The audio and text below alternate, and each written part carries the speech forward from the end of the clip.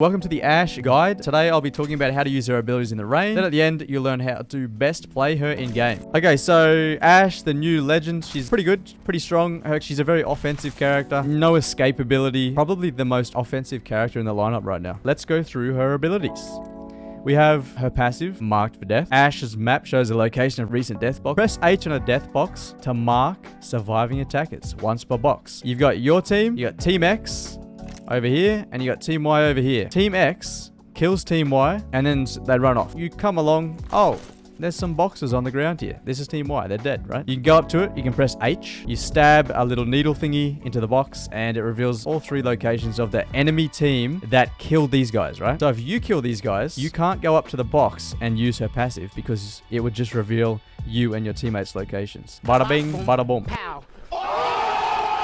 Huge tip with Ashe's passive is that you can just check your map. You can see anywhere on the map that people have died. And it says how long ago they died as well, which is like actually huge. It's a massive amount of information and will be very valuable for comp. Insane utility. Like that is insane. Let's say you're playing World's Edge comp. Your team picks Ashe. XYZ team lands Lava Fisher. Da. You can check your map as Ashe. You can see 3 death boxes over by Lava Fisher. That tells you that there's only one team coming from over there, right? The amount of additional information you gain by being able to see where people have died, how many and how long ago, is massive. With Ashe's passive, when you ping a box, it shows the location of all 3 enemies at the time of the ping. It doesn't show them moving. It just shows where their locations are, both on your screen and on the map. Her Q, throw a spinning snare that damages and tethers the first enemy that gets too close.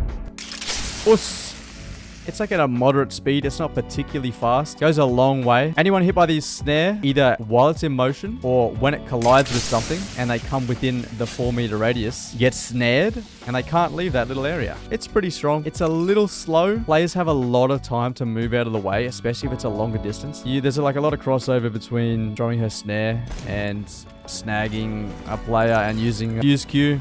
Q's ultimate, Caustic Barrel if you're close enough, Revenant Q, Valkyrie Q, even Seer Q, but no one plays Seer. Really good tip, Ashe's Q. Let's say you're peeking here, you're fighting, a couple guys in front of you, you're shooting, and they crack you, and you're like, oh, well, I have to move, like, I'm stuck here, I'm gonna die, and they're pushing. Throw your Q, and run. It's literally, it doesn't have to connect with anything. It's literally just going to hit the first guy that it collides with. It's going to stop, and then they're going to be snared within that 4-meter radius for 3 or so seconds. That 3 seconds is huge. Like, that gives you a massive amount of time to run away. It not only can be used offensively, but it's a great defensive utility tool. Like, oh, I'm in trouble. Whoosh. Hit him with a Q. Finding them. Get the out. Look, that guy's stuck. The dummy's stuck, dude. He's stuck. The dummy. Okay, Ashe's ultimate, Phase Breach, tear open a one-way portal to a targeted location. You can take the port as many times as you want, but it is one-directional. I'm gonna chuck it down here.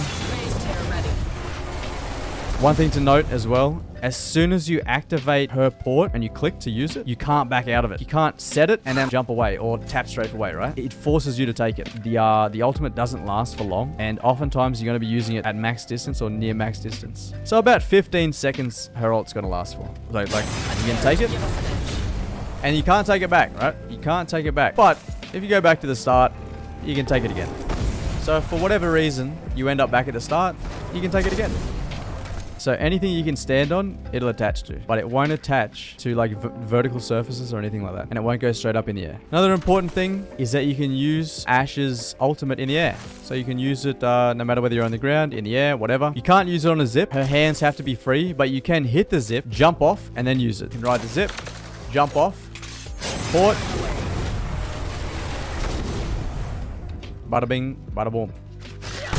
2 tips with Ashe's ultimate. You can hit Octane's pad as well as your 2 teammates. And if you follow the same arc, while you're in the air as Ashe, you could use your ultimate and teleport, say, over here. And your 2 teammates will pass through the port as well. They won't be able to go through the port until you exit the other end because it's not placed yet. There'd have to be a small delay between when you and your teammates hit the port. Pretty niche sort of tip. Could make for some pretty sick plays. Another niche-ish tip with Ashe's ultimate, pretty big tip, is that you can actually teleport through windows, inside and outside. So like if you're starting from outside the building and you want to go inside, you aim at the window, bop. You can go through barred windows. So you aim at a barred window and you'll appear on the inside. That goes for getting out too. Possible comps with Ashe. There's a lot of possible comps with Ashe. Let's go through those characters that have the like greatest or the most impactful interaction. Fuse, Knuckle Duster or ultimate combined with her Q, Valkyrie's Q, Seer's Q, Revenant Q, and Caustic Barrel and Caustic Ult. Those are the characters that have a direct interaction with Ashe's Q. Good characters to combine to follow up on their ultimates with Ashe's ultimate would be Crypto, 100% Crypto ult, and then you can take a fast Ashe port to get in really fast on enemies damaged like Crypto's ult. Revenant is a huge one. Put Totem down, use Ashe's ultimate, all take Ashe's port, you're in. Super quick, unlike Wraith, where she actually make the port, then she has to come back, grab Revenant ult, and then she goes back through it. That's a massive combo. There's a small amount of interaction between it and Gibby ult. Like you can place Gibby ult, say you get a crack or two, you can follow it up super quickly with Ashe ult, go through with your two teammates like exceptionally fast, you can be up on them. Not to mention that Ashe's ult doesn't make too much noise when it's placed, and when people go through it, it makes essentially no noise. Ashe Fuse X, Ashe Fuse Gibby, Ashe Rev Gibby. I mean, if you want to be really sweaty and dirty and yucky, Ashe Crypto Revenant would be pretty gross. Bloodhound Ashe X, honestly. Bloodhound Ashe Caustic, Bloodhound Ashe Gibby. Early game with Ashe, super strong character for early game because you can push on people very quickly. You can snare them. You got your favorite gun, you got the Volt. Oh my god, I got a Volt. There's an enemy here. I'm gonna f him up. I snared him, and he just, like, they can't escape, right? God, that's noisy. Snare them, get up on them, and they're stuck in this radius. They cannot leave.